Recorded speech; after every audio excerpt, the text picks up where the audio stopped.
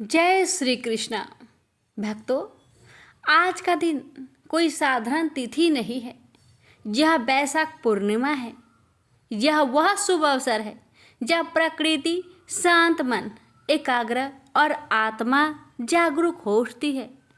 यही वह दिन है जब भगवान बुद्ध को ज्ञान प्राप्त हुआ, और यही वह दिन है जब हम भी अपने भीतर उस भगवान ज्योति को अनुभव कर सकते हैं। आज हम श्रीमद् भगवद गीता के 2 अत्यंत महत्वपूर्ण अध्यायों का पाठ और मनन करेंगे। 7वां अध्याय ज्ञान विज्ञान योग और 8वां अध्याय अक्षर ब्रह्म योग। भक्तों, 7वां अध्याय ज्ञान विज्ञान योग। इस अध्याय में श्री कृष्ण हमें केवल ज्ञान नहीं देते, वे ज्ञान के साथ विज्ञान यानी अनुभव युक्त सत्य का उपदेश देते हैं। भगवान कहते हैं, जो भक्त मुझ में मन लगाता है, मुझे आधार बनाकर साधना करता है, वह मुझे पूर्ण रूप से जान सकता है। यह अध्याय हमें ईश्वर के उस रूप से परिचित कराता है जो सब में है पर सबसे परे है, जिसे जान लेने पर फिर कुछ और जानने की आवश्यकता नहीं रह जाती। भक्तों, अध्याय 8 अक्षर ब्रह्म योग। यह अध्याय जीवन की अंतिम सच्चाई की ओर हमें ले जाता है। मृत्यु, आत्मा और ब्रह्म का रहस्य। भगवान कहते हैं, जो मनुष्य मृत्यु के समय मेरा स्मरण करता है, वह मुझे ही प्राप्त हो जाता है। इस अध्याय में श्री कृष्ण हमें बताते हैं कि मृत्यु अंत नहीं, एक द्वार है उस धाम की ओर जहाँ से लौटना नहीं होता। यह अध्याय हमें ध्यान, स्मृति और भगवत प्राप्ति का अमूल्य मार्ग बताता है। भक्तों, तो आइए आज जब चंद्रमा पूर्णता को छू रहा है, हम भी अपने भीतर ज्ञान की पूर्णता, भक्ति की गहराई और भगवत प्रेम की ऊंचाई को अनुभव करें। भक्तों, गीता पाठ के 7वां अध्याय हमें सिखाता है भगवान को जानो। 8वां अध्याय हमें सिखाता है भगवान को याद रखो। यही जीवन की सार्थकता है। अब आइए हम श्रद्धा, ध्यान और प्रेम पूर्वक श्री कृष्ण के इन दिव्य उपदेशों की ओर बढ़ते हैं। प्रेम से बोलिए जय श्री कृष्ण। आपसे हमारी निवेदन है, अगर वीडियो अच्छी लगे तो इस वीडियो को ज़्यादा से ज़्यादा शेयर करें। श्री कृष्ण आप सभी भक्तों की हर मनोकामना को पूर्ण करें। हरे कृष्णा। श्री कृष्ण भगवान बोले, हे पार्थ, जो मुझ में मन लगाकर मेरे में ही आश्रय लेकर योगा अभ्यास करते हुए मेरे स्वरूप का संचय रहित पूर्ण ज्ञान प्राप्त होगा, सो सुनो, विज्ञान के सहित वह पूर्ण ज्ञान में तुम्हें सुनाता हूँ, जिसके जानने से तुमको इस लोक में और कुछ जानना शेष न रहेगा। सहस्त्रों मनुष्य में से कोई एक सिद्धि प्राप्त के लिए यत्न करता है। उन यत्न करने वाले सिद्धों में से कोई बिरला ही मुझे ठीक जान पड़ता है। पृथ्वी, जल, अग्नि, वायु, आकाश, मन, बुद्धि और अहंकार, यह 8 प्रकार की मेरी प्रकृति माया है। इस प्रकृति को अपरा, अचेतन अर्थात जड़ कहते हैं। और हे महाबाहो, इससे दूसरी प्रकृति चेतन है, जिसने संपूर्ण जगत धारण किया है। इन्हीं प्रकृतियों से सब प्राणी मात्र उत्पन्न होते हैं। ऐसा जानो, यह प्रकृतियां हमसे ही उत्पन्न हुई है। इस तरह सब जगत की उत्पत्ति और प्रलय का कारण मैं ही हूँ। हे धनंजय, जिस प्रकार धागे में मणि पिराई जाती है, उसी भांति यह सब संसार मुझसे परे और कुछ भी नहीं। हे कुंती पुत्र, जल में, रस में मैं ही हूँ। चंद्रमा और सूर्य में, प्रकाश में मैं ही हूँ। सब वेदों का सार मैं ही हूँ। आकाश में शब्द तथा पुरुष में पौरुष मैं ही हूँ। हे अर्जुन, पृथ्वी में सुगंध तथा अग्नि में तेज रूप मैं ही हूँ। सब प्राणियों में जीवन और तपस्वियों का तप मैं ही हूँ। हे पार्थ, समस्त प्राणियों में सनातन बीज रूप मुझको ही जानना। बुद्धिमानों में बुद्धि स्वरूप और तेजस्वियों में तेज मैं ही हूँ। हे अर्जुन, काम और रोग रहित बलवान पुरुषों में धर्म के विरुद्ध न जानने वाला कर्म मैं ही हूँ। जितने भी स्वास्तिक राजस तामस पदार्थ है वे सब मुझसे ही उत्पन्न हैं, परंतु उनमें मैं नहीं रहता। ये सब मुझ में है। सत्व रज तम, इन तीनों गुणों के प्रभाव से यह सारा जगत मोहित हो रहा है। इस कारण यह मेरी गुणमयी और दिव्यमयी माया अति दुस्तर है। जो मुझको अनन्य भाव से भजते हैं वे इस माया को पार कर जाते हैं।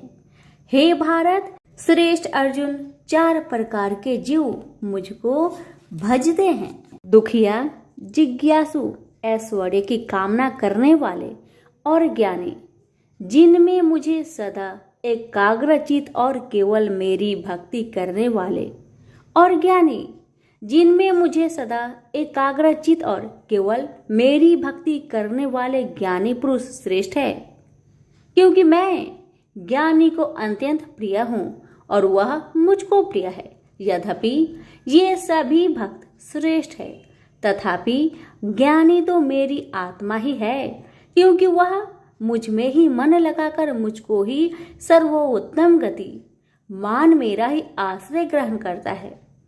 वह ज्ञानी अनेक जन्मों के बाद मुझे पा लेता है। ऐसा महात्मा अति दुर्लभ है, जो सब जगत को वासुदेवमय समझे।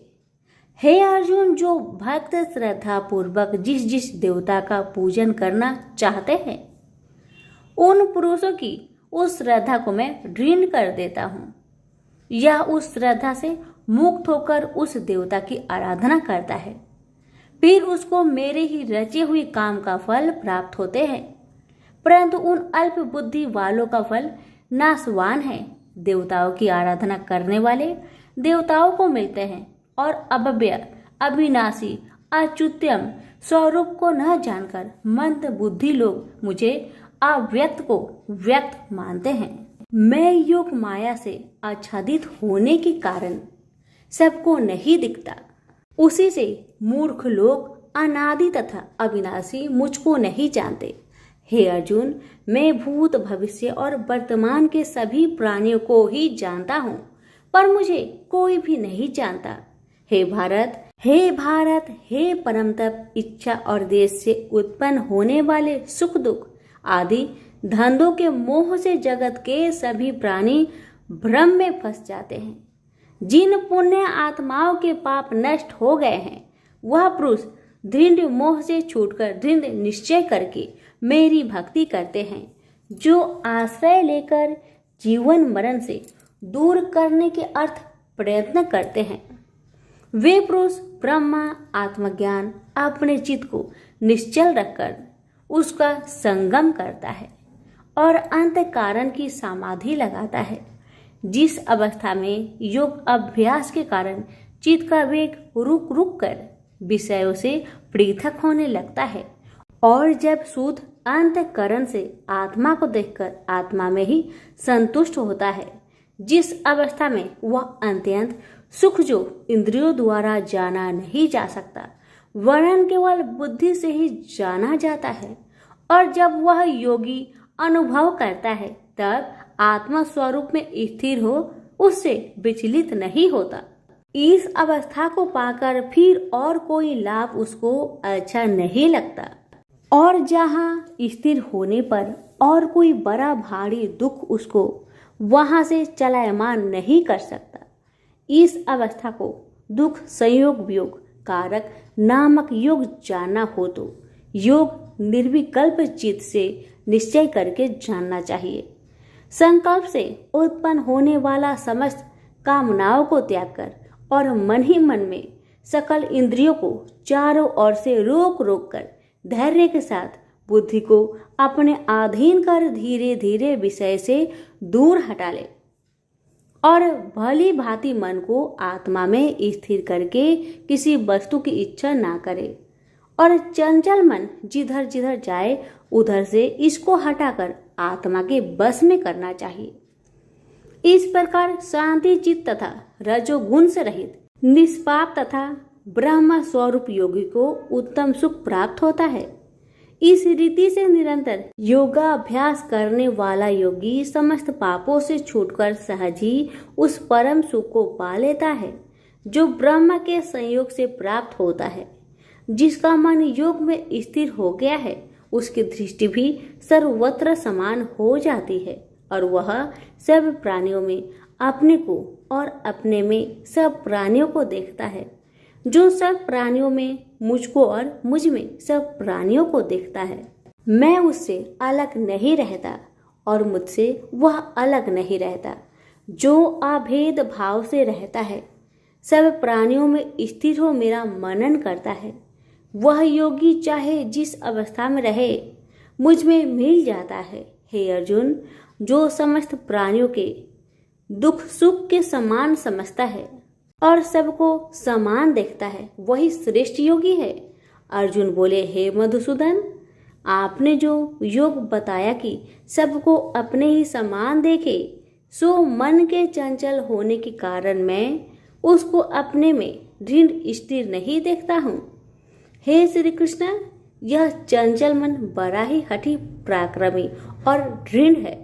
इसको अपने अधीन रखना तो मुझे वायु को बांध रखने के समान ही प्रतीत होता है। श्री कृष्ण भगवान ने कहा, हे महाबाहो, इसमें संदेह की मन अति चंचल है। तो भी हे कुंती पुत्र, अभ्यास और वैराग्य से इसे बस में किया जा सकता है। जिसका मन बस में नहीं उसको योग अति दुर्लभ है। अर्जुन ने कहा, हे श्री कृष्ण, जिसमें श्रद्धा तो है पर योग प्राप्त करने में सफल नहीं हुआ है और जिसका चित्त योग से विचलित हो गया है वह योग सिद्धि न पाने से किस गति को प्राप्त होता है। श्री कृष्ण बोले, हे अर्जुन, उसका यहाँ नाश नहीं होगा पर परलोक में भी नहीं होगा, क्योंकि उत्तम कर्म करने वाले किसी मनुष्य की दुर्गति नहीं होती। वह योग में असफल मनुष्य बहुत दिनों तक पुण्यवानों को प्राप्त होने वाले लोकों में वास करता है और फिर वहां से किसी पवित्र और धनवान मनुष्य घर में आकर जन्म लेता है। इस प्रकार का जन्म पाना भी इस लोक में बड़ा दुर्लभ है। हे कुरुनंदन, यह योगियों के बस में जन्म लेकर पूर्व जन्म की बुद्धि संस्कार अर्थात आत्मज्ञान को पाता है और उससे अधिक सिद्धि के लिए यत्न करता हूँ।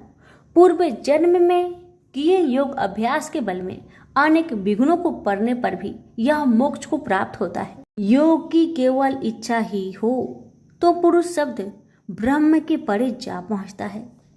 जो बड़े परिश्रम और यत्न से योग अभ्यास करता है वह पापों से छूट मोक्ष को पाता है। बड़े तपस्वियों से योगी श्रेष्ठ है। जो शुद्ध होकर अनेक जन्मों में परिश्रम करके सफल होता है और ज्ञानियों से भी योगी श्रेष्ठ है। इसलिए हे अर्जुन, तुम योगी बनो। केवल मुझ में ही मन लगाकर योग प्राप्ति के लिए जो मेरा भजन करता है उसको समस्त योगियों के मध्य से मैंने अत्यंत श्रेष्ठ माना है। प्रेम से बोलिए श्री कृष्ण भगवान की जय। अब सुनिए श्रीमद् भगवत गीता पाठ अध्याय 7 की महात्म्य।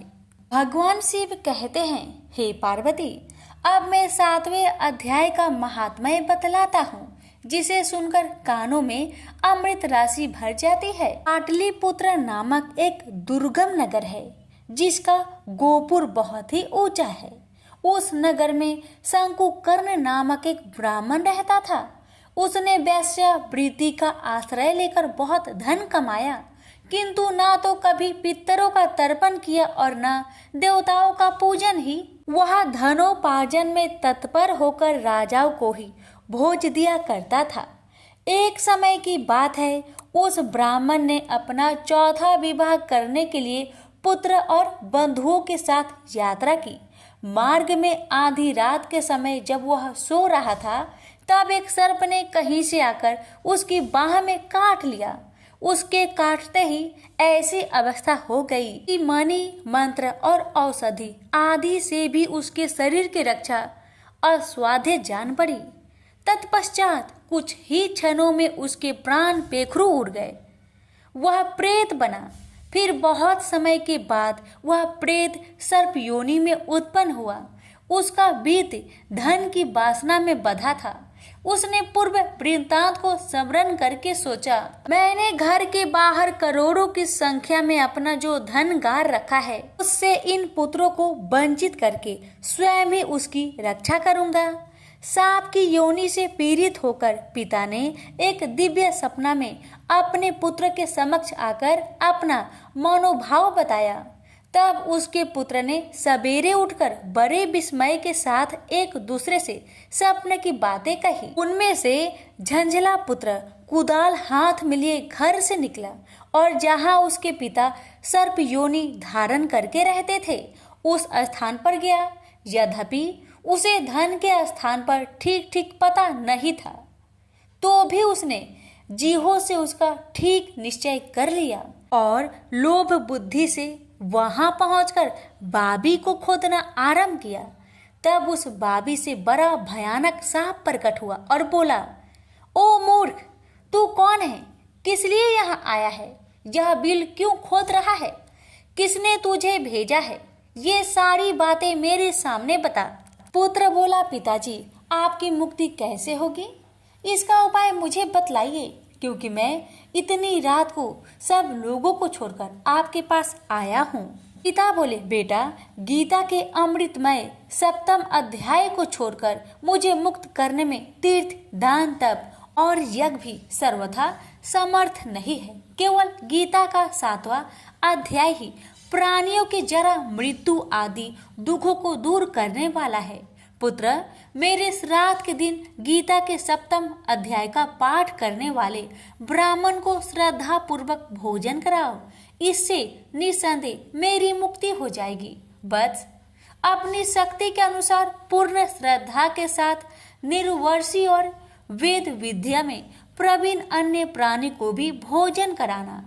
सर्प योनि में पड़े हुए पिता के यह वचन सुनकर सभी पुत्र ने उनकी आज्ञा अनुसार तथा उससे भी अधिक किया। अब शंकुकर ने अपने सर्प शरीर को त्याग कर दिव्य देह धारण किया और सारा धन पुत्रों के अधीन कर दिया। पिता ने करोड़ों की संख्या में जो धन उनमें बांट दिया था, उससे वे पुत्र बहुत प्रसन्न हुए। उनकी बुद्धि धर्म में लगने लगी थी, इसलिए उन्होंने बावली, कुआं, पोखरा, यज्ञ तथा देव मंदिर के लिए उस धन का उपयोग किया और अन्य शाला भी बनवाए। तत्पश्चात 7वें अध्याय का सदा जप करते हुए उन्होंने मोक्ष प्राप्त किया। हे पार्वती, यह तुम्हें 7वां अध्याय का महात्म्य बतलाया, जिसके श्रवण मात्र से मानव सब पातकों से मुक्त हो जाता है। प्रेम से बोलिए उमापति शंकर भगवान की जय। अक्षर ब्रह्म योग। यह अध्याय संक्षेप में कुछ महत्वपूर्ण शब्दों और अवधारणाओं का वर्णन करता है, जिनका उपनिषदों में विस्तार से उल्लेख किया गया है। इसमें यह वर्णन भी किया गया है कि मृत्यु के पश्चात आत्मा के गंतव्यों का निर्धारण किस प्रकार से होता है। देह का त्याग करते समय यदि हम भगवान का स्मरण करते हैं, तब हम निश्चित रूप से उसे पा लेंगे। इसलिए अपने दैनिक कार्य को संपन्न करने के साथ साथ हमें सदैव उसकी विशेषताओं, गुणों और दिव्य लीलाओं का चिंतन करना चाहिए। जब हम अनन्य भक्ति से अपने मन को भगवान में पूर्णतया तल्लीन कर लेते हैं, तब हम भौतिक आयामों से परे आध्यात्मिक क्षेत्र में प्रवेश करते हैं। तत्पश्चात इस अध्याय में भौतिक क्षेत्र में स्थित कुछ लोगों की चर्चा की गई है। इसमें बताया गया है कि सृष्टि के चक्र में ये लोक और पर निवास करने वाले असंख्य प्राणी कैसे इनमें प्रकट होते हैं और प्रलय के समय पुनः अव्यक्त हो जाते हैं। किंतु इस व्यक्त और अव्यक्त सृष्टि से परे भगवान का दिव्य लोक है। वे जो प्रकाश के मार्ग का अनुसरण करते हैं, वे अंततः दिव्य लोक में पहुंचते हैं और फिर कभी नश्वर संसार में लौटकर नहीं आते, जबकि अंधकार के मार्ग का अनुसरण करने वाले लोग जन्म, रोग, बुढ़ापे और मृत्यु के अनंत चक्रों में देहांतरण करते रहते हैं। अर्जुन ने कहा, हे भगवान, ब्रह्म क्या है, अध्यात्म क्या है और कर्म क्या है?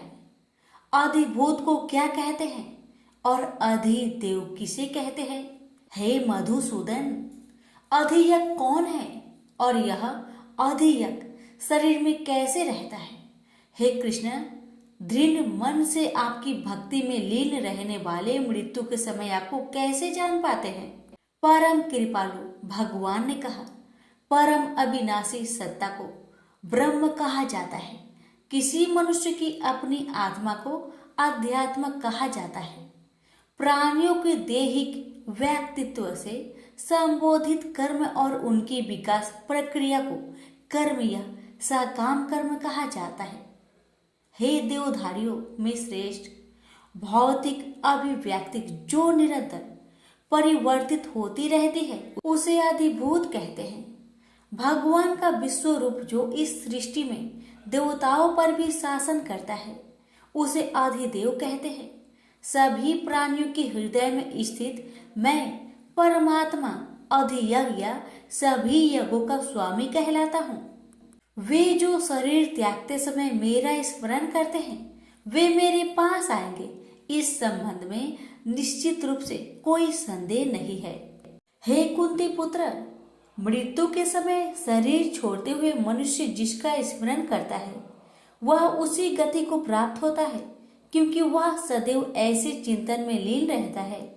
इसलिए सदा मेरा स्मरण करो और युद्ध लड़ने के अपने कर्तव्य का भी पालन करो। अपना मन और बुद्धि मुझे समर्पित करो, तब तुम निश्चित रूप से मुझे पा लोगे, इसमें कोई संदेह नहीं है। हे पार्थ, अभ्यास के साथ जब तुम अविचलित भाव से मन को मुझ पुरुषोत्तम भगवान के स्मरण में लीन करते हो तब तुम निश्चित रूप से मुझे पा लोगे। भगवान सर्वज्ञ, आदि पुरुष, नियंता, सूक्ष्म से सूक्ष्मतम, सबका पालक, अज्ञानता के सभी अंधकारों से परे और सूर्य से अधिक तेजवान है और अचिंतनीय दिव्य स्वरूप के स्वामी है। मृत्यु के समय जो मनुष्य योग के अभ्यास द्वारा स्थिर मन के साथ अपने प्राणों को भोग के मध्यम स्थिर कर लेता है और दृढ़ता पूर्वक पूर्ण भक्ति से दिव्य भगवान का स्मरण करता है, वह निश्चित रूप से उसे पा लेता है। वेदों के ज्ञाता उसका वर्णन अविनाशी के रूप में करते हैं। महान तपस्वी ब्रह्मचार्य व्रत का पालन करते हैं और उसमें स्थित होने के लिए सांसारिक सुखों का त्याग करते हैं। मैं तुम्हें इस मुक्ति के मार्ग के संबंध में संक्षेप में बताऊंगा। शरीर के समस्त द्वारों को बंद कर मन को हृदय स्थल पर स्थिर करते हुए और प्राण वायु को सिर पर केंद्रित करते हुए मनुष्य को दृढ़ योगिक चिंतन में स्थित हो जाना चाहिए। जो देह त्यागते समय मेरा स्मरण करता है और पवित्र अक्षर ओम का उच्चारण करता है वह परम गति को प्राप्त करेगा। हे पार्थ, जो योगी अनन्य भक्ति भाव से सदैव मेरा चिंतन करते हैं उनके लिए मैं सरलता से सुलभ रहता हूँ, क्योंकि वे निरंतर मेरी भक्ति में तत्लीन रहते हैं। मुझे प्राप्त कर महान आत्माएं फिर कभी इस संसार में पुनः जन्म नहीं लेती, जो अनित्य और दुखों से भरा है, क्योंकि वे पूर्ण सिद्धि प्राप्त कर चुकी होती हैं। हे अर्जुन, इस भौतिक सृष्टि के सभी लोकों में ब्रह्मा के उच्च लोक तक तुम्हें पूर्ण जन्म प्राप्त होगा। हे कुंती पुत्र, परंतु मेरा धाम प्राप्त करने पर फिर आगे पूर्ण जन्म नहीं होता। 1000 चक्र के 4 युग महायुग का ब्रह्म का कल्प एक दिन होता है और इसकी अवधि की उसकी एक रात्रि होती है। इसे वही बुद्धिमान समझ सकते हैं जो दिन और रात्रि की वास्तविकता को जानते हैं। ब्रह्मा के दिन के शुभ आरंभ पर सभी जीव अव्यक्त अवस्था से व्यक्त होते हैं और रात्रि होने पर पुनः सभी जीव अव्यक्त अवस्था में लीन हो जाते हैं। ब्रह्मा के दिन के आगमन के साथ असंख्य जीव पुनः जन्म लेते हैं और ब्रह्मांडीय रात्रि के आने पर अगले ब्रह्मांडीय दिवस के आगमन पर स्वतः पुनः प्रकट होने के लिए विलीन हो जाते हैं। व्यक्त और अव्यक्त सृष्टि से परे अन्य अव्यक्त स्वास्थ्य आयाम है। जब सब कुछ विनष्ट हो जाता है किंतु उसकी सत्ता का विनाश नहीं होता। यह अव्यक्त आयाम परम गंतव्य है और इस पर पहुंचकर फिर कोई नश्वर संसार में लौट कर नहीं आता। यह मेरा परम धाम है। परमेश्वर का दिव्य व्यक्तित्व सभी सत्ताओं से परे है। यद्यपि यह सर्वव्यापक है और सभी प्राणी उसके भीतर रहते हैं, तथापि उसे केवल भक्ति द्वारा ही जाना जा सकता है। हे भरत श्रेष्ठ, अब मैं तुम्हें इस संसार से दूर विभिन्न भागों के संबंध में बताऊंगा। इनमें से एक मार्ग मुक्ति की ओर ले जाने वाला है और दूसरा पूर्ण जन्म की ओर ले जाता है।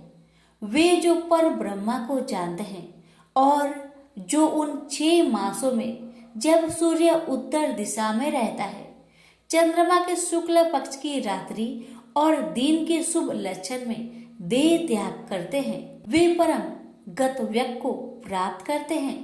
वैदिक कर्म कांडों का प्लान करने वाले साधक चंद्रमा के कृष्ण पक्ष की रात्रि में धुएं के समय जब सूर्य दक्षिणायन में रहता है, 6 माह के भीतर मृत्यु को प्राप्त होते हैं। वे स्वर्ग लोक को प्राप्त करते हैं।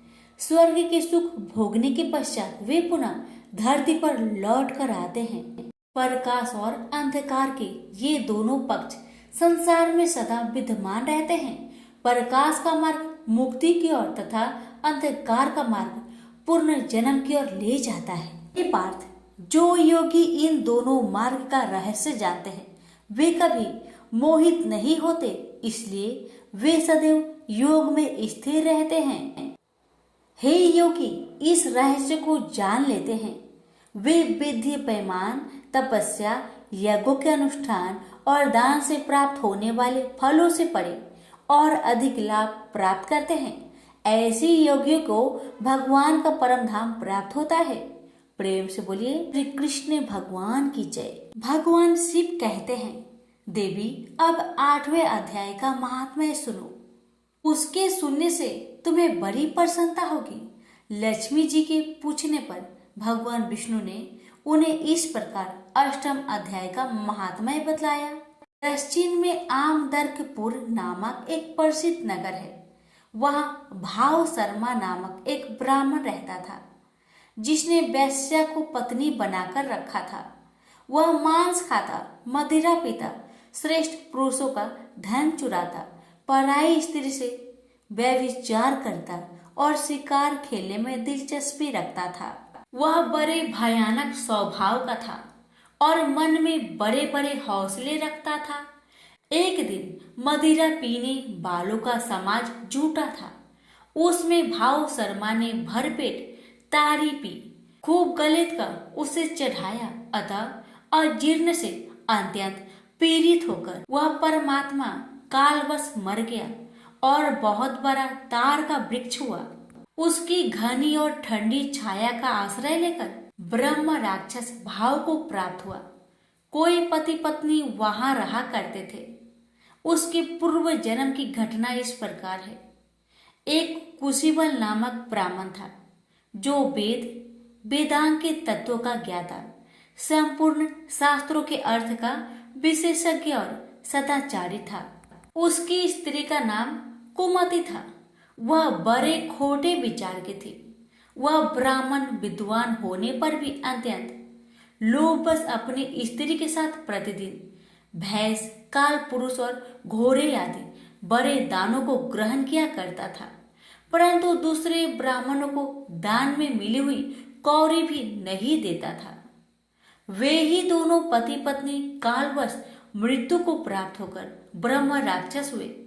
वे भूख और प्यास से पीड़ित हो इस पृथ्वी पर घूमते हुए उसी तार वृक्ष के पास आए और उसके मूल भाग में विश्राम करने लगे। इसके बाद पत्नी ने पति से पूछा, हे नाथ, हम लोगों का यह महान दुख कैसे दूर होगा तथा इस ब्रह्म राक्षस योनि से किस प्रकार हम दोनों की मुक्ति होगी? तब उस ब्राह्मण ने कहा, ब्रह्म विद्या के उपदेश, आध्यात्मिक तत्व के विचार और कर्म विधि के ज्ञान बिना किस प्रकार संकट से छुटकारा मिल सकता है? यह सुनकर पत्नी ने पूछा कि तत् ब्रह्मा की मध्यात्मा की कर्म पुरुषोत्तम वह ब्रह्म क्या है, अध्यात्म क्या है और कर्म कौन सा है? उसकी पत्नी के इतना कहते ही जो आश्चर्य घटना घटित हुई उसको सुनो। उपयुक्त वाक्य गीता के 8वें अध्याय का श्लोक था। उसके श्रवण से वह वृक्ष उस समय तार के रूप को त्याग कर भाव शर्मा नामक ब्राह्मण हो गया। तत्काल ज्ञान होने से विशुद्ध चित होकर वह पाप के चोले से मुक्त हो गया तथा उस आधे श्लोक के ही महात्म्य से वे पति पत्नी भी मुक्त हो गए। उनके मुख से देवाथी 8वें अध्याय का आधा श्लोक निकल पड़ा था। तदंतर आकाश से एक दिव्य विमान आया और वे दोनों पति पत्नी उस विमान पर आरूढ़ होकर स्वर्ग लोक को चले गए। वहां का यह सारा वृत्तांत अत्यंत आश्चर्यजनक था। उसके बाद उस बुद्धिमान ब्राह्मण भाव शर्मा ने आदर पूर्वक उस आधे श्लोक को लिखा और देव जनार्दन की आराधना करने की इच्छा से वह मुक्तिदायिनी काशीपुरी में चला गया। वहां उस उद्धार बुद्धि वाले ब्राह्मण ने भारी तपस्या आरंभ की। उसी समय क्षीर सागर की कन्या भगवती लक्ष्मी ने हाथ जोड़कर देवताओं के भी देवता जगतपति जनार्दन से पूछा, नाथ, आप सहसा नींद त्याग कर खड़े क्यों हो गए? श्री भगवान बोले, देवी, काशीपुर में भी भागीरथी के तट पर बुद्धिमान ब्राह्मण भाव शर्मा मेरी भक्ति रस से परिपूर्ण होकर अत्यंत कठोर तपस्या कर रहा है। वह अपनी इंद्रियों को बस में करके गीता के 8वें अध्याय के आधे श्लोक का जप करता है। मैं उसकी तपस्या से बहुत संतुष्ट हूँ। बहुत देर से उसकी तपस्या के अनुरूप फल का विचार कर रहा था। प्रिय, इस समय वह फल देने को मैं उत्कंठित हूँ। पार्वती जी ने पूछा, भगवान श्री हरि सदा प्रसन्न होने पर भी जिनके लिए चिंतित हो उठे थे, उस भगवत भाव शर्मा ने कौन सा फल प्राप्त किया है? श्री महादेव जी बोले, देवी, द्विज श्रेष्ठ भाव शर्मा प्रसन्न हुए। भगवान विष्णु के पार्षद को पाकर अत्यधिक सुख को प्राप्त हुआ तथा उसके अन्य वंशज भी जो नरक यातना में पड़े थे, उसी के शुद्ध कर्म से भागवत धाम को प्राप्त हुई। पार्वती, यह 8वें अध्याय का महात्म्य थोड़े में ही तुम्हें बताया है। इस पर सदा विचार करते रहना चाहिए। प्रेम से बोलिए उमापति शंकर भगवान की जय, लक्ष्मी नारायण की जय।